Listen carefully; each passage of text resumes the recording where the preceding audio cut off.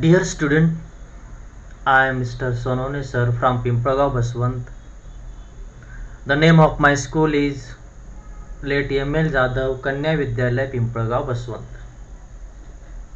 Today we are going to discuss about a very nice topic. The name of topic is Layo English. This is an activity.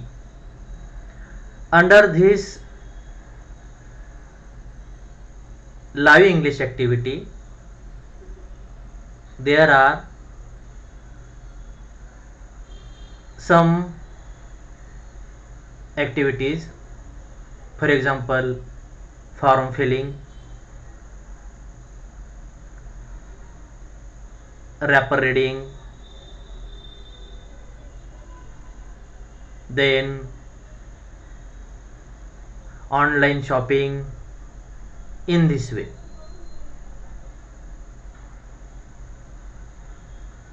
But now we are going to discuss about the activity form filling. There are various types of form. For example, opening accounting form, admission form, withdrawal slip for withdrawing money, depositing money, admissions. In this way, there are various types of form. But now we are going to learn how to fill the form or how to fill withdrawal slip.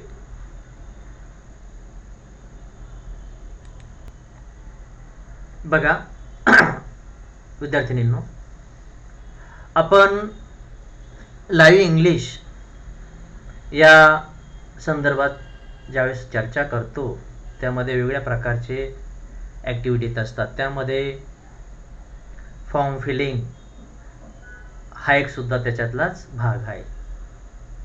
आणि आपल्याला हे practical knowledge असणं गरजेचं आहे, म्हणून याकडे आपण लक्ष दिलं पाहिजे.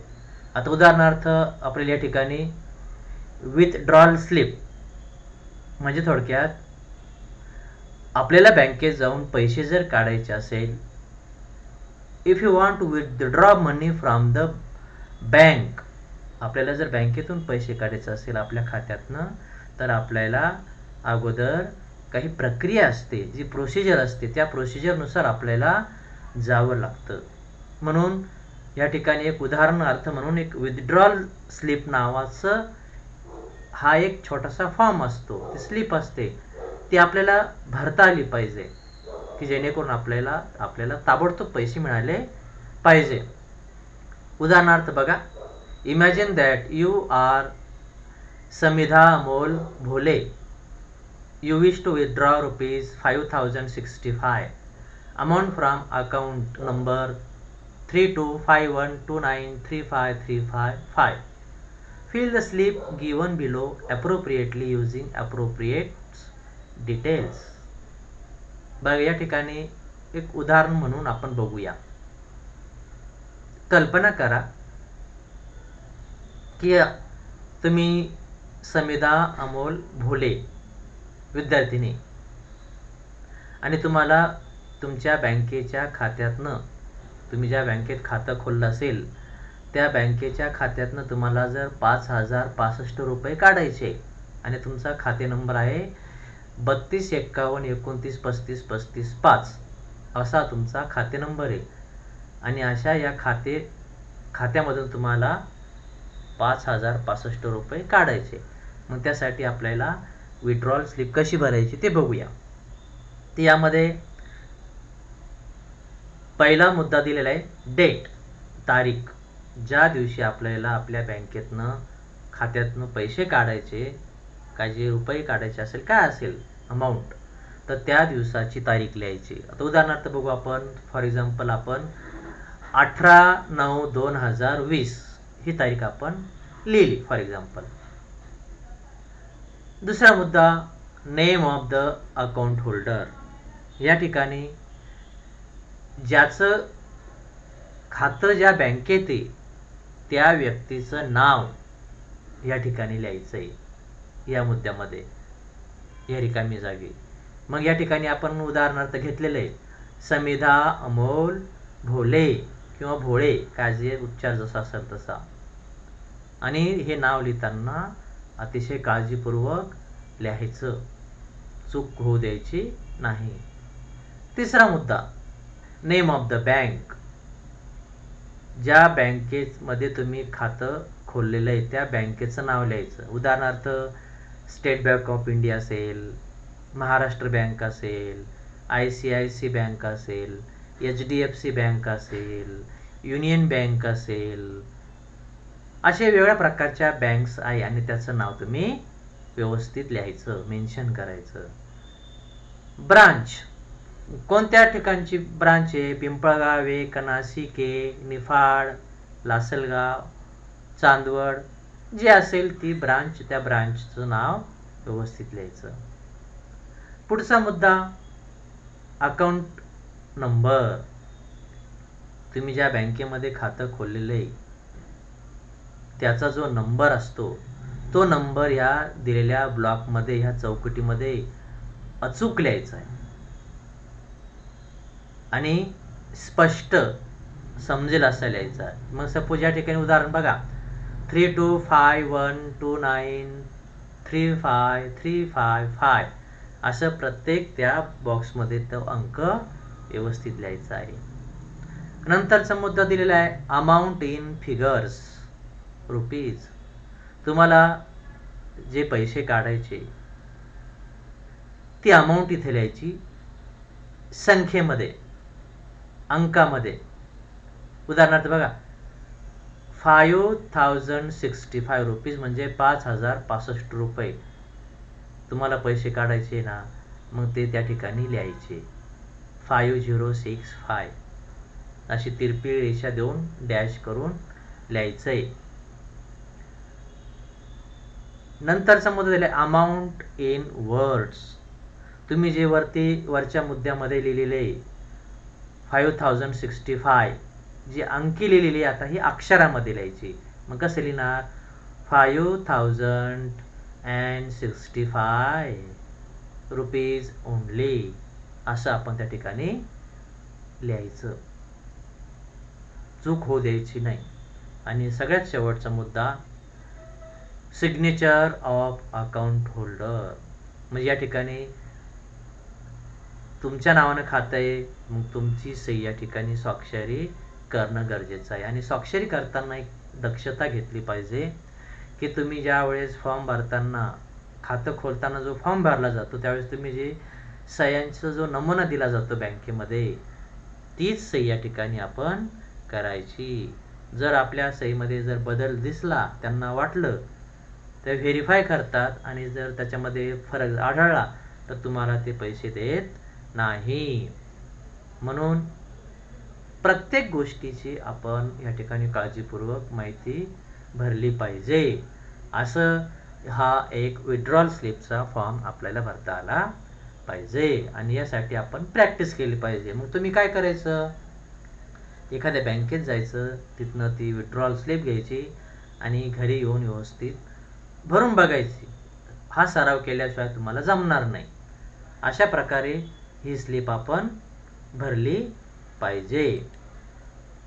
नंतर आपण दुसरा मुद्दा बघूया, विड्रॉल स्लिप कशी भरायची ते बघितलं.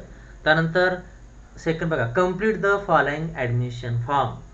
बघा, आपण वेगवेगळ्या प्रकारच्या कॉलेजेसला ॲडमिशन घेण्यासाठी आपण फॉर्म भरतो आणि तो फॉर्म आपल्याला भरता आला पाहिजे, त्याशिवाय आपल्याला ॲडमिशन मिळणार नाही.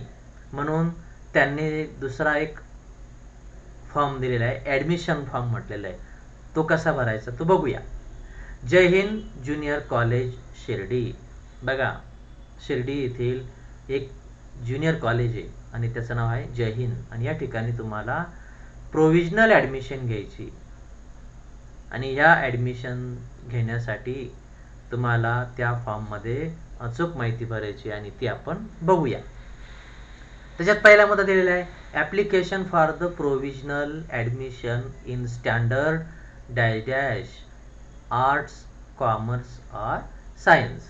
मग आता तुम्हाला हे जे ॲडमिशन घ्यायचं आहे या जय हिंद ज्युनियर कॉलेज शिर्डी येथे, तर त्या कॉलेजला तुम्हाला जर 11वीला ॲडमिशन घ्यायची असेल तर मग त्याच्यात मुद्द्यात लिहायचं की स्टँडर्ड 11th. आर्ट्स शाखेत घ्यायचं असेल तर आर्ट लिहायचं, कॉमर्सला घ्यायचं असेल तर कॉमर्स, आणि सायन्सला घ्यायचं असेल तर सायन्स, असं तुम्ही ते मेन्शन करा. Name of the student. या ठिकाणी दुसरा मुद्दा दिलेला आहे की आपलं नाव लिहिताना त्यांनी दिलेला जो फॉर्मॅट आहे त्या पद्धतीनेच आपण तो फॉर्म भरला पाहिजे. आता उदाहरणार्थ त्यांनी पहिला मुद्दा दिलेला आहे सरनेम, म्हणजे तुम्ही तुमचं आडनाव अगोदर लिहायचं. दुसरा मुद्दा फर्स्ट नेम, तुमचं स्वतःचं नाव लिहायचं. आणि तिसरा मुद्दा दिला आहे मिडल नेम, म्हणजे थोडक्यात तुमच्या वडिलांचं नाव लिहायचं आहे. जर तुम्हाला ॲडमिशन घ्यायचं आहे ना, तर मग तुमचं आडनाव, स्वतःचं नाव आणि वडिलांचं नाव लिहायचं. तिसरा मुद्दा फादर्स नेम, म्हणजे वडिलांचं नाव, तोच फॉर्मॅट. मग वडिलांचं नाव पूर्ण लिहिताना तुम्ही आडनाव लिहायचं, नंतर फर्स्ट नेम, मग वडिलांचं नाव लिहायचं, नंतर मग मिडल नेम म्हणजेच तुमच्या आजोबाचं, म्हणजे वडिलांचं नाव त्या ठिकाणी लिहायचं. नेक्स्ट पॉइंट मदर्स नेम, आईचं नाव, तुमच्या आईचं नाव लिहायचं. मग सरनेम सेम तेच येईल, जे आडनाव असेल ते. फर्स्ट नेम आईचं नाव लिहायचं, आणि मिडल नेम म्हणजेच त्या ठिकाणी तुमच्या वडिलांचं नाव लिहायचं. नेक्स्ट पॉइंट जेंडर, म्हणजे लिंग. आता तुम्ही मुली, त्यामुळे तुम्ही काय लिहिणार फिमेल, आणि मुलगा असेल तर मेल, असं त्या ठिकाणी त्या मुद्द्यामध्ये तो लिहिणार आणि तसे लिहायचं. ॲड्रेस फॉर करस्पॉन्डन्स, पुढचा मुद्दा बघा, म्हणजे थोडक्यात पत्रव्यवहाराकरता पत्ता. आपण ज्यावेळेस ॲडमिशन घेतो त्यावेळेस हा मुद्दा विचारलाच जातो. म्हणजे त्यांना कॉलेजला जर तुम्हाला किंवा त्या संस्थेला तुमच्याशी पत्रव्यवहार करायचा असेल तर तुम्हाला तो पत्ता लिहिणं गरजेचं आहे, म्हणून तो पत्ता तुम्ही अचूक लिहायचा. आता त्याच्यामध्ये अगोदर गाव, काय शहर असेल, नगर असेल, तालुका, जिल्हा, पिनकोड, तुम्ही ज्या नगरात असेल तो नगर, वसाहतीचं नाव, अशा पद्धतीने लेनचं नाव, गल्लीचं नाव, जे योग्य असेल, जे तुम्ही लिहिणार असेल ते अचूक लिहायचं. नंतर मोबाईल नंबर, या ठिकाणी तुमचा मोबाईल नंबर असेल तुम्ही लिहा, वडिलांचा असेल तर वडिलांचा लिहा, आईचा असेल तर आईचं लिहा, दोघांचा लिहिला तरी चालेल. ईमेल, जर तुम्ही तुमचं ईमेल ॲड्रेस तयार केला असेल तर तो ईमेल ॲड्रेस सुद्धा तिथं व्यवस्थित लिहायचा. Next point marks in SSC examination. समजा तुम्हाला आता 11वीला ॲडमिशन घ्यायची ना, मग तुम्हाला इयत्ता 10वीला तुम्हाला किती मार्क्स मिळाले, एकूण काय असेल ते 600 पैकी 500, 400 जे असेल ते लिहायचं. आणि पर्सेंटेज, तुमच्या ज्या मार्कशीटवरती जे एकूण मार्क्स असतील ते लिहायचं, एकूण गुण, आणि जी टक्केवारी असेल ती पर्सेंटेजच्या त्या कॉलममध्ये लिहायची. प्लेस, ठिकाण लिहायचं, काय जे असेल ते तुमचं, नाशिक असेल नाशिक, पिंपळगाव असेल पिंपळगाव, चांदोड असेल चांदोड, ते लिहायचं. डेट, ज्या दिवशी तुम्ही हा फॉर्म भरणार आहे ॲडमिशन फॉर्म, ती तारीख त्या ठिकाणी मेन्शन करायची, लिहायची. आणि खाली दिलेलं आहे सिग्नेचर ऑफ द स्टुडंट, तुमच्या ठिकाणी स्वाक्षरी करायची, आणि उजव्या बाजूला signature of the parents or guardian, म्हणजे थोडक्यात तुमच्या वडिलांचा त्या ठिकाणी उल्लेख आलेला आहे तर तुम्ही तिथं तुमचं पालकांची त्या ठिकाणी स्वाक्षरी घ्यायची.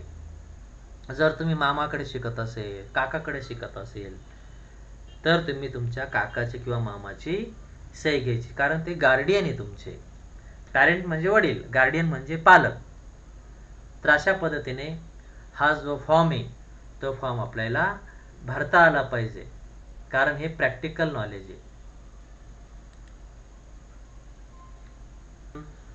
पुढचं फॉर्म बघूया आणि त्याचं नाव आहे fill in the following online form, means learn with fun summer camp. Online registration form, please fill out your basic information below.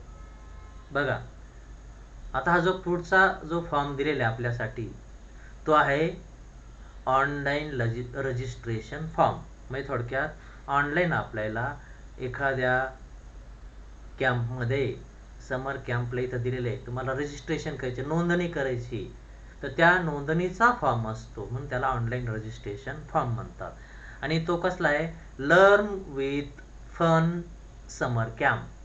म्हणजे बघा, मुलं परीक्षा देतात आणि परीक्षा दिल्यानंतर ते फ्री होतात, अभ्यासाचं टेन्शन त्यांचं संपतं आणि मग उन्हाळ्याच्या ऋतूमध्ये, समर म्हणजे उन्हाळा ऋतू, आणि ह्या ऋतूमध्ये शहरामध्ये वेगवेगळ्या ठिकाणी काही कॅम्प आयोजित केले जातात आणि त्या कॅम्पला वेगवेगळ्या प्रकारचे गमतीदार अशा काही ॲक्टिव्हिटी त्या ठिकाणी शिकवल्या जातात. ॲक्टिव्हिटी त्या ठिकाणी त्याचं डेव्हलपमेंट होतं, व्यक्तिमत्व विकास घडवून आणण्यासाठी त्या ठिकाणी काही कॅम्प घेतले जातात आणि ह्या कॅम्पसाठी ऑनलाईन असं रजिस्ट्रेशन फॉर्म भरायचा असतो आणि तो कसा भरायचा या ठिकाणी दिलेला आहे. आणि या ठिकाणी म्हटले बघा, please fill out your basic information below. Students name, बघा या ठिकाणी विद्यार्थ्याचं नाव, मुलगा असेल किंवा मुलगी असेल, मग त्याचं काय लिहायचं, फर्स्ट नेम म्हणजेच तुमचं नाव, जे नाव असेल ते, मनीषा, सविता, योगिता, जे असेल ते. लास्ट नेम, तुमचं आडनाव लिहायचं, पवार, जाधव, शिंदे, देशमुख, जे असेल ते.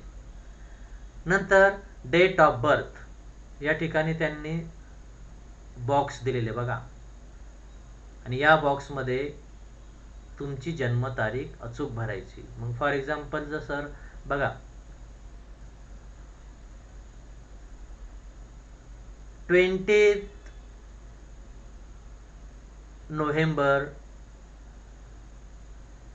2019 असं असेल. मग थोडक्यात 20 नोव्हेंबर 2019 अशी तारीख आहे फॉर एक्झाम्पल, आपण समजूया, कन्सिडर करा. मग काय करायचं, पहिल्या बॉक्समध्ये 2 लिहायचा, दुसऱ्या बॉक्समध्ये 0 लिहायचा, म्हणजे झाले 20. नंतरच्या बॉक्समध्ये जो नोव्हेंबर महिना असेल तर नोव्हेंबर महिना जो असेल किती अंकावर येतो, 11वा महिना असतो, म्हणून पहिल्या बॉक्समध्ये 1 आणि दुसऱ्या बॉक्समध्ये 1 लिहायचा, म्हणजे झाला नोव्हेंबर महिना.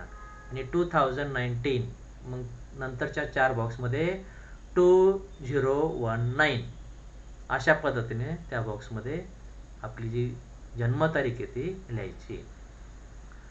नंतरचं मध्ये दिलेलं आहे जेंडर, म्हणजेच लिंग. पहिल्या बॉक्सच्या नंतर एम दिलेला आहे आणि दुसऱ्या बॉक्स नंतर एफ दिलेला आहे. M for male, F for female. आपण विद्यार्थी, मुलगा असेल तर मेलच्या त्या बॉक्समध्ये टिक मार्क करायची, आणि फिमेल विद्यार्थिनी स्त्री असेल, मुलगी असेल तर तिने त्या एफच्या समोरच्या शेजारच्या बॉक्समध्ये टिक मार्क करायची. हे काळजीपूर्वक करायचं. नंतर दिलेला मुद्दा ईमेल, मग आपला ईमेल ॲड्रेस जो असेल तयार केलेला तो लिहायचा, नसेल तर डॅश. फोन नंबर, बघा त्यांनी 2 प्रकारचे या ठिकाणी नंबर्स विचारले. रेसिडेन्स म्हणजे तुमचा घरचा फोन नंबर असेल, फॉर एक्झाम्पल लँडलाईन असेल तो नंबर इथे लिहायचा, आणि मोबाईल नंबर असेल दुसऱ्या बॉक्समध्ये मोबाईल नंबर लिहायचा. नंतरचा मुद्दा दिलेला आहे स्टुडंट्स ॲड्रेस, विद्यार्थ्याचा पत्ता.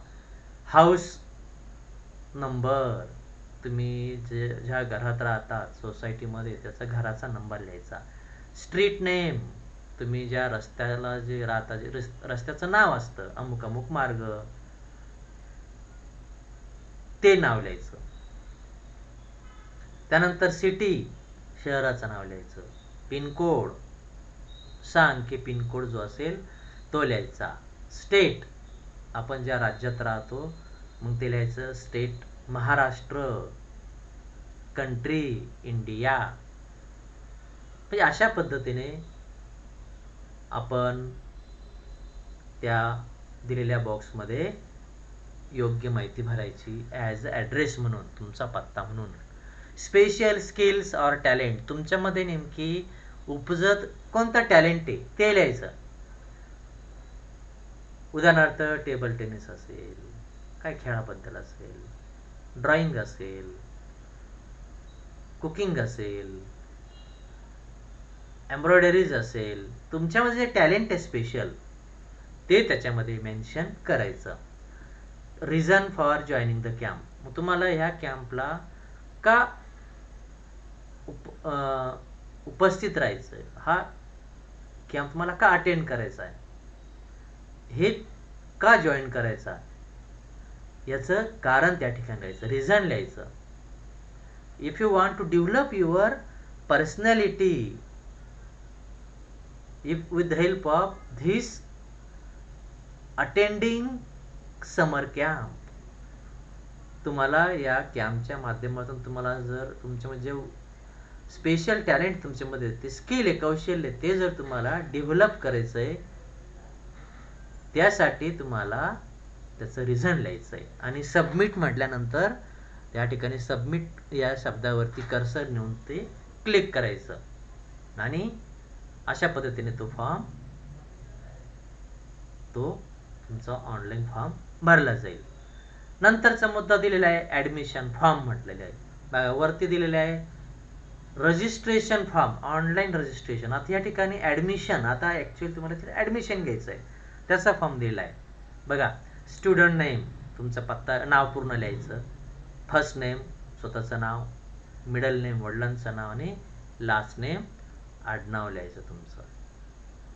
बघा सरनेम म्हणजेच काय, लास्ट नेम. दुसरा मुद्दा फादर्स नेम, वडिलांचं नाव, त्याच पद्धतीने first name, middle name, surname. Mother's name, आईचं नाव, first name, middle name, surname, त्याच पद्धतीने. Admission sort to class select, बघा तुम्हाला कोणत्या वर्गामध्ये ॲडमिशन घ्यायचं आहे, त्या ठिकाणी सिलेक्ट या शब्दानंतर एक बाण दिलेला आहे आणि त्या तिथं क्लिक केल्यानंतर तुमचे वर्ग येतात आणि त्या वर्गावरती तुम्ही क्लिक करायचं.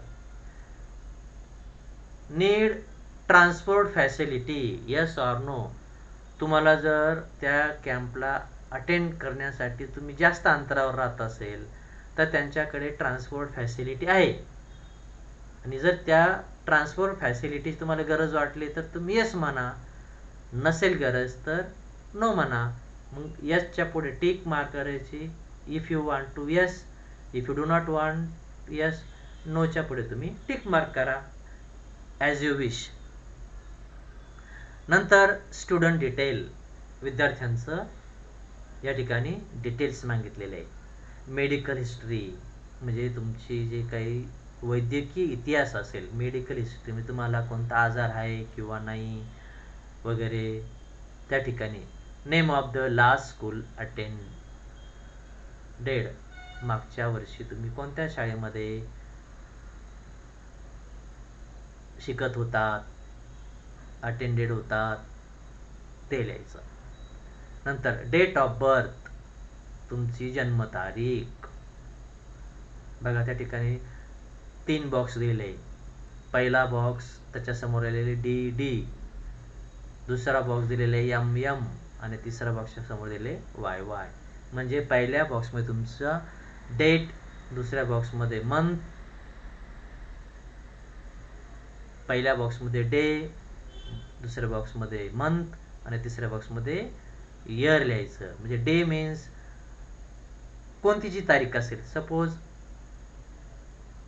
5/10/2020 असं असेल तर मग पहिल्या बॉक्समध्ये 05, दुसऱ्या बॉक्समध्ये 10 आणि तिसऱ्या बॉक्समध्ये 2020 असं लिहायचं तुमची जन्मतारीख जी असेल ती. नंतर बर्थ ऑफ प्लेस, तुम्ही ज्या ठिकाणी तुमचा जन्म झाला त्या गावाचं, त्या शहराचं नाव लिहायचं. अँड पास्ट क्लास,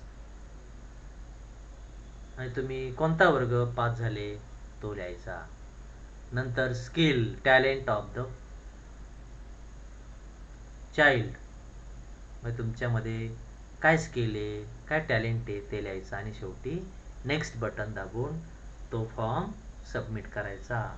अशा प्रकारे वेगवेगळ्या प्रकारचे आपण फॉर्म भरले म्हणजेच आपल्याला अशी प्रॅक्टिस केल्याशिवाय, आपल्याला प्रॅक्टिकली आपण हे काम केल्याशिवाय आपल्याला काही जमणार नाही. म्हणून वेगवेगळ्या प्रकारचे फॉर्म भरण्याचा आपण सराव केला पाहिजे. आणि मग तुम्ही काय करायचं, असेच फॉर्म घ्यायचे, झेरॉक्स काढायचे आणि पेन्सिलने अगोदर भरायचा, तो चेक करायचा आणि नंतर फायनल तो आपल्या पेनने व्यवस्थित लिहायचा. अशा प्रकारे आपण ही लाईव्ह इंग्लिश ॲक्टिव्हिटी बघितली.